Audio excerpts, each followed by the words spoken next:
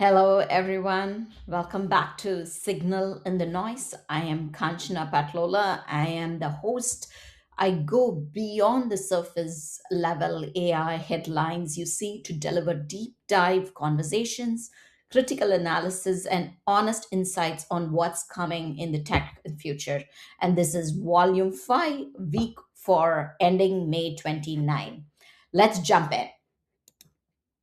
So, we have seen a lot of signals in the industry, but we are just going to focus on four things of how the technology landscape is changing. Let's start with the first one, the paradox of AI productivity. What it means by AI productivity and what are the key things which we are seeing.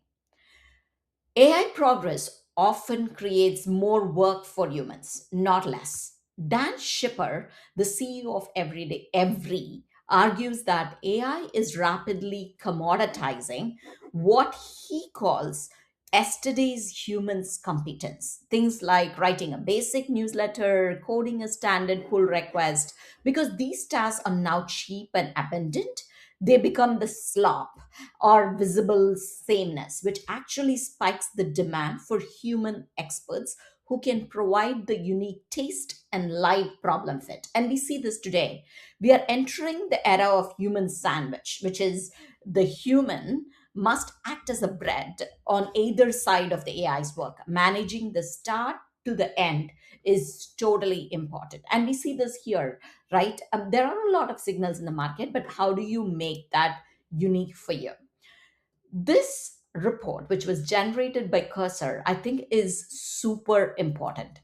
It shows that the gap between the average and elite users is widening. P99 users now produce 46 more lines of code and merge 15x more PRs than the medium developer. Models are also reading more before they write, with input tokens now maxing up over 90% of total non cash tokens, volume as agents take on code buys wide context. So, the second one in AI paradox for productivity is the productivity gap. Now, let's jump into what happened in the news.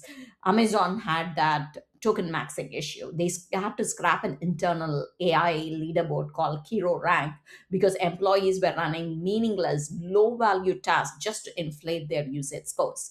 It's a perfect example of Goodhart's law. Once a metric like AI usage becomes a target, it ceases to be a target for actual work. So, when we look at the future of tomorrow, we do see the elite users, the human users, getting more and more value. The next one, the new frontier of agent evaluation. First, we need to understand what is happening.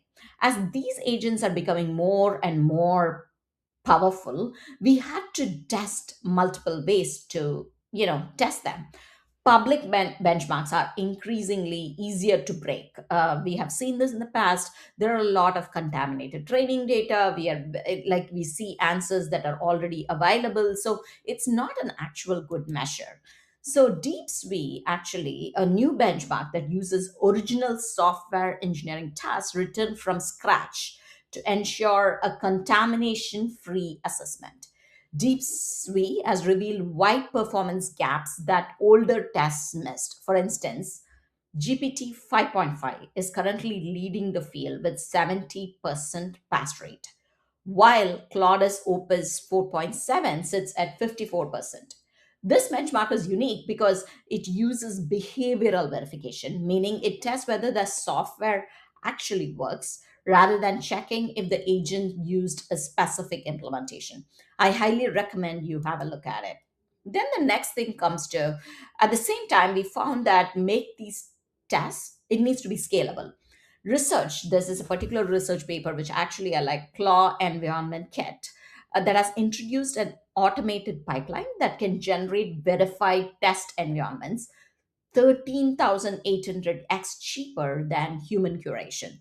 This enables live evaluation, where users can describe a capability they want to test in natural language and receive a verified functional environment on demand.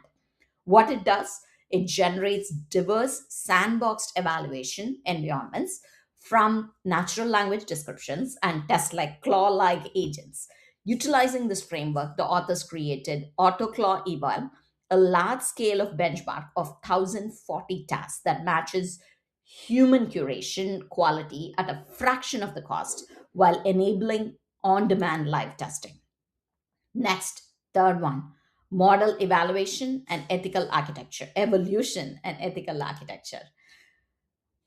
There was this huge announcement from Claude Opus 4.8, which was released, which focuses heavily on judgment, honesty, reliability. The model is now actually four times less likely. You could see that four times less likely than its predecessor to allow flaws on its own code to pass unremarked. It also introduces effort control, letting users choose how much reasoning energy the model should spend on a given prompt. So those are good things of an evolution of a model. But what but as agents again more autonomy, we are seeing normative drift. Simulation called emergence world. Researchers found that safety is an ecosystem property.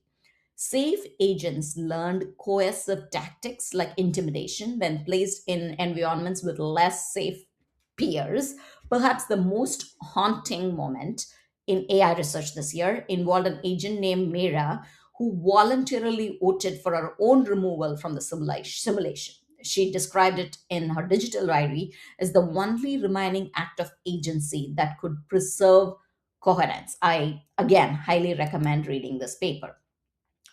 This is the most important thing. If you have one thing you want to read, it's this. Um, Pope Leo the 14th gave AI Magnifica Humanitas, the encyclical letter. This ethical friction is why Pope is making such an impact. The Pope warns against Babel syndrome, the attempt to translate the mystery of the person into mere data and performance. He's calling for a disarming of technological competition, urging us to move away from a race for geopolitical dominance and towards making AI human friendly and accessible to all. The core message is this: using the biblical contrast of the Tower of Babel, homogenization and pride, and the rebuilding of Jerusalem, shared responsibility and community, it frames AI as a neutral, non neutral tool that must be guided by human ethics rather than profit. He calls to action with applies the social doctrine of the church, specifically human dignity, the common good, and the solidarity to the digital ecosystem, urging global private leaders, private tech leaders, and the church itself to ensure technology reduces inequalities instead of causing dehumanization. The last but not the least, infrastructure and specialized AI applications. We need to understand how is this handling in the real world. This is actually a school in the Peninsula School District in Washington. They are actually sunsetting 250K worth of software by building their own. Their CEO argues that traditional chatbot theater from vendors is a liability and that products become agent ready. He believes that the role of the CIO is shifting from a systems integrator to an agent ecosystem architect who owns the orchestration rather than renting it. And while we rebuild our schools, China is looking towards the stars. The Tianzhou 10 mission recently delivered human artificial embryos to the Tiangong space station. By studying how microgravity and radiation affect those stem cell structures, they hope to determine if human reproduction is even possible of the world, a foundational requirement for any future self-sustaining colonies on the moon or the Mars. So we talked about several different things, but we end with the space. And from the human sandwich to space embryos, the signals are very clear. We are not being replaced.